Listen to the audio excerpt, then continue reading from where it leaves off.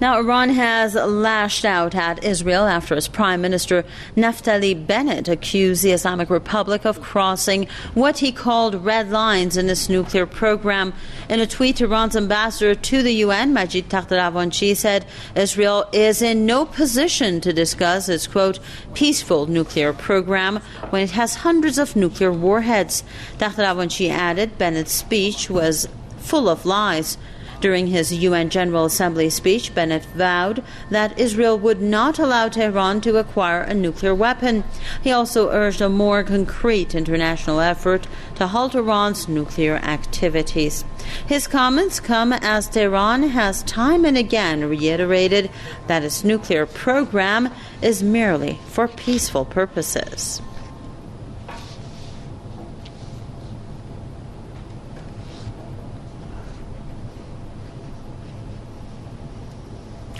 For more on that, we're joined by Mr. Tony Gosling, investigative journalist, who's joining us live from Bristol. Thank you very much, Mr. Gosling. Now, you've definitely heard the speech by Mr. Bennett, and tell us what your take is on the points that he raised.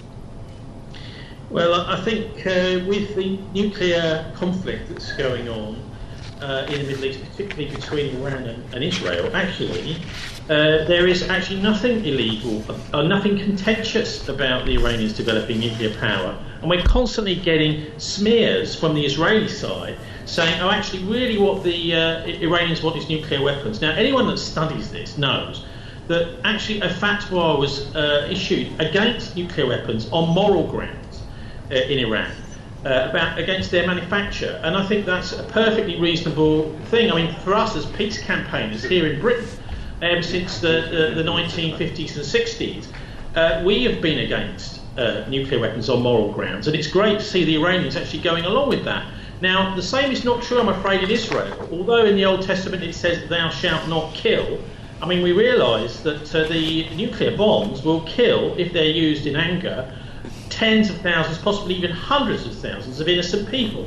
And so I think the Israelis also should consider, through their faith, the idea that maybe this is not a good idea to pursue these weapons. As we know, the Israelis have they believe anyway, something like 200 nuclear weapons. And anyway, even if the Iranians did have nuclear weapons, this was proved in the Cold War to be actually quite a good thing to keep the balance of power, to stop a nuclear-armed country attacking a non-nuclear armed country. So I think really what we're looking at here is, and hopefully the International Atomic Energy Agency will see through these, I think, lies from Naftali Bennett, the new Israeli Prime Minister. He's trying on the world stage, I think, to make himself look strong, look tough, and hoping that maybe the Iranians and others in the region, Syria, etc., are afraid of him. Now, he's playing to a domestic audience there, and I don't think really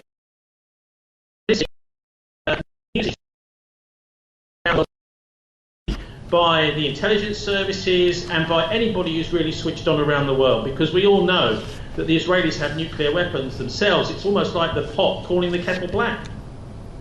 Thank you very much, Mr. Tony Gosling, investigative journalist out of Bristol.